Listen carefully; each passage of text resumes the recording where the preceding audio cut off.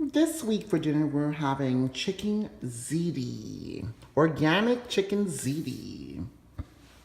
Here we're gonna do a side spring mixed salad.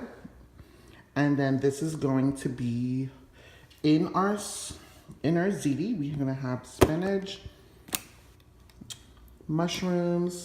We're gonna mix it with some cheeses, the Italian blend. We're gonna do some cream cheese chunks in it, yellow squash and zucchini. And this brand here, Simply Balance Organic. And we're gonna do the panini pasta. I got this stuff here at Target. If Target has a better price on the organic pasta and sauces, so yeah, let's get it together.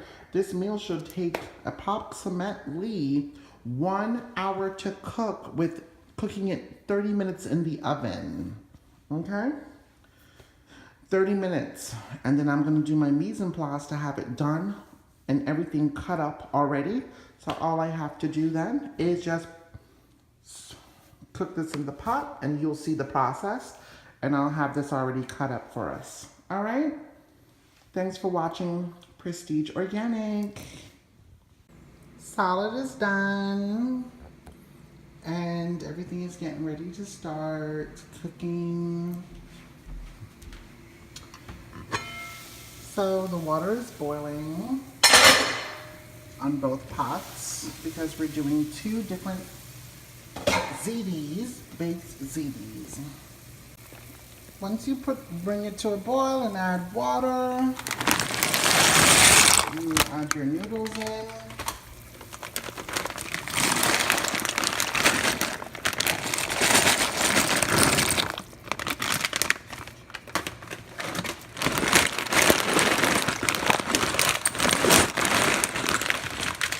It's taking forever to come out.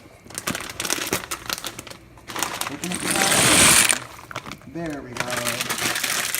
And it's all organic. Target has the best price on organic noodles. It's only $2 for a package to stay healthy. It might be $1 more than your traditional ones, but hey, can't say I didn't tell you. $1 more to stay a little healthier, and it tastes so much better than the other noodles.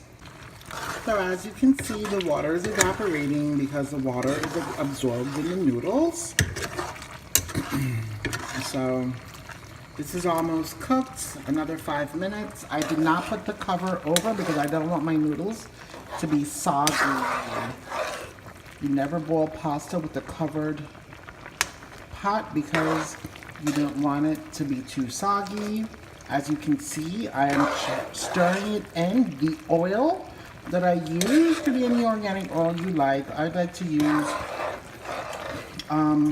avocado oil, organic oil. It gives it a nice flavor. I'm preheating my oil before I cook my ground chicken. I'm trying to stay away from a lot of chicken, so this dish would call for at least 2 pounds of chicken, or maybe 3 pounds of ground chicken. I'm only using 1 pound because I'm going to flood it with vegetables because I'm trying to stay away from too much meat. Okay? And when the oil is warming up, I'm gonna put this into it. Actually, I'll show you guys real quick. This is the cheeses that I'm using because I'm going to do it like it's lasagna, but I'm gonna do layers inside. And I have 2 pans. Okay, I'll have 2 pans to do the baked ziti. So, of course, it's organic. The garlic. So, as you can see, I just get like, you see how it starts frying? I'm gonna turn it down because I don't want my chicken to overcook and burn. Remember, it's Italian food. I like to use a lot of garlic. Okay? And remember, Some of you guys that are just following me, I said it in my last time when I made chicken lasagna, that organic chicken, you have to separate automatically into your pot. You cannot walk away and then you gotta separate it before it cooks. This cooks really fast.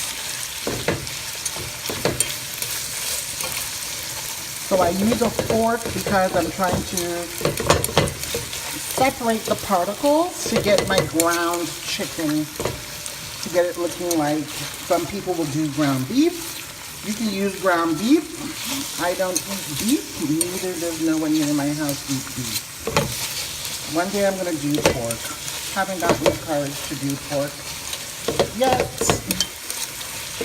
but we'll do that one day.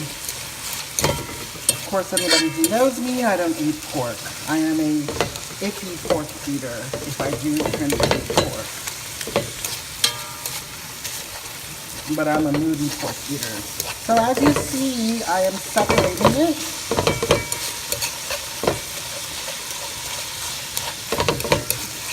This dish only takes 45 minutes to make, people.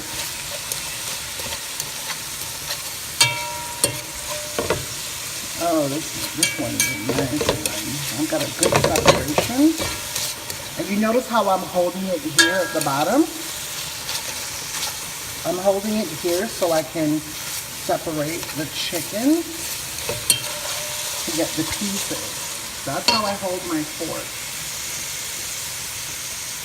Let's come back over here. Oh, I left the spoon in here and it got hot.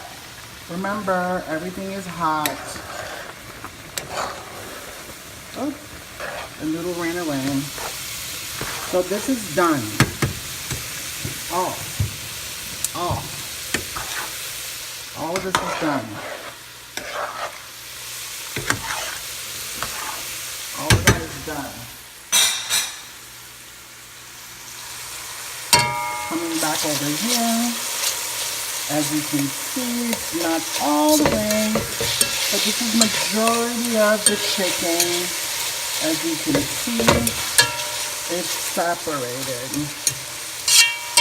I did a good job this time. Last time I had to use a knife to separate, because if you're not on it, you'll get pieces like this that you have to cut up. So, now that we have this going on, I am adding my thyme in. And now I'm adding in my onions and bell peppers. Once the chicken has been cooked as much as possible, now you want to just put in your herbs. And then let that go ahead and cook around. Now, I'm going to drain that off into the sink real quick and I'll be right back. So, once you drain it into your strainer, you want to rinse it off with cold water. Cold water stops the noodles from continuing to cook. Once you take off the hot water, you start to shock the noodles to stop the cooking process. Now we're back over here. So the onions are cooking down, the thyme and everything. I'm going to get my Italian seasoning to now put in here to give it that Italian, fresh out of Florence, Italy. Florence, Italy. We're going to have that Florence, Italy taste. As you see, the onions are cooking. Yeah, you just want the onions to be transparent before you put your marinara sauce for it to go simmer down. So, I'm adding a little jerk seasoning, dry jerk seasoning. I love that dry jerk seasoning. It tastes so good. And then this here is my Italian seasoning blend. I put a lot of this in because, and keep in mind, this is $5 a bottle. for your Italian. That helps so much when you're cooking Italian food. There's so much different herbs that they use when they're cooking Italian food. I learned this in culinary school at Johnson & Wales University when we had to do Italy. And we made everything, noodles from scratch and everything. But I'm a working woman, I don't have time. So now we're gonna add in our tomato sauces. Okay, voila. Nice and pushed in. Look at that herbs and the thyme. So now that we've had it, I added some more of the Italian mixed seasoning, the fresh herb seasoning, into it because I am going to be adding all of these sauces. So after I add the sauces in, I do put water into the jars and rinse them out. We're not wasting any food in my house. So I only put one of the tomato basil, but all the other ones, they're two of the same. So I'm doing two of the roasted, two of those. I have one roasted garlic. Because remember, we cooked with fresh garlic, so. Now we're gonna put water in these, rinse it out, and then I'm gonna put the last one in at the end. Because I wanna see the consistency of the sauce before I add in anything else. So there you have it. I am, of course, I'm mixing it in so it's not really overcooking. Now it's gonna be on a low heat to simmer. So as you can see, I'm using these two containers. I rinsed with cold water to shock the noodles for them to stop continuing to cook. If you do not shock your noodles, it will continue to cook even though it's into the pot that you have. So you do need to have cold ice. Even if you do an ice bath, that will even be better. But I use very cold water, and so be it. So here's my Scotch bonnet pepper. I cut up in pieces to put in. I have it into a soup ladle, and now I'm gonna spin it around in here. Yes, we like it spicy. So as you can see how rich it is, even with me rinsing out the bottles. There's my thyme. The temperature is kind of high, but it's nice and thick. So that's being cooked. What I like to do is I like to use some organic sugar, just a tab to touch it up. Give it a little, ghetto flavor, but not all the way. Sometimes if the pepper is too hot for the sauce, I will test it. Very simple. I will test it like in my ladle. Proper culinary. Yep, the pepper got a nice kick. Remember, I also use cayenne pepper instead of black pepper. I don't use black pepper to season or cook anything. I only use cayenne pepper, or I'll use a fresh Scotch bonnet pepper. Can't get better than that. Okay, so there you have it. This is cooking down. I'll give this another 5 minutes and it'll be done. This is how your bottle should look. Rinse with water and drain it all out. And I see some residue here. I'm gonna use that up. And that's about it until we start doing the layering of the ziti. So, as you can see, I layered it at the bottom. I put the yellow squash there. And now I'm going to put this on top because I'm doing it in layers. Baby spinach.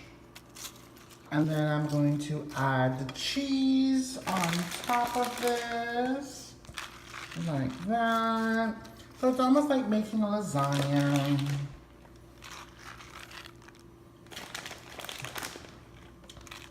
And you just do layer after layer. And then I'm going to put the sauce on top. Just like lasagna. Okay. And then you keep doing it layer after layer until you get a nice cover. Okay? And then it starts over again. See? That's it. That's how we're doing our baked ziti with vegetables and all kinds of goodies. Now I'm gonna put in some mushrooms. So yeah, I'm trying to get mostly vegetables. And now I'm gonna throw my mushrooms on top.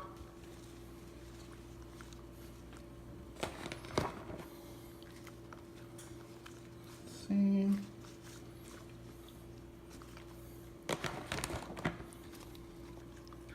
And just keep in mind, I did taste it already. It is the bomb, bomb, bomb. So we're trying to get on the healthy path, people. So you see these mushrooms. Okay, now what I'm gonna do is I'm gonna cut up my cheese, put the chunks there, do a little bit more spinach, but I'm gonna do all vegetables. So you see the mushrooms. I'm gonna put the squash now on top with the mushrooms. This is going to be the last little layer of this, and then for decorating, I'm gonna use the tomatoes. Ooh, ran away. Ran away. So yeah. And I only used one each. One zucchini, one squash. So this is a nice, healthy way of saying you want to have lasagna. Okay. So as you can see, they're both done. Done, done, done, done, done. So I'm gonna bake this now for 30 minutes and we'll come back and check on it. There you have it. It's all bubbly. The cheeses are all melted. It's ready to remove out of the oven. There you have it. And of course, anything that lasagna you do, guess what it has to do? Got to cool off and set. All right.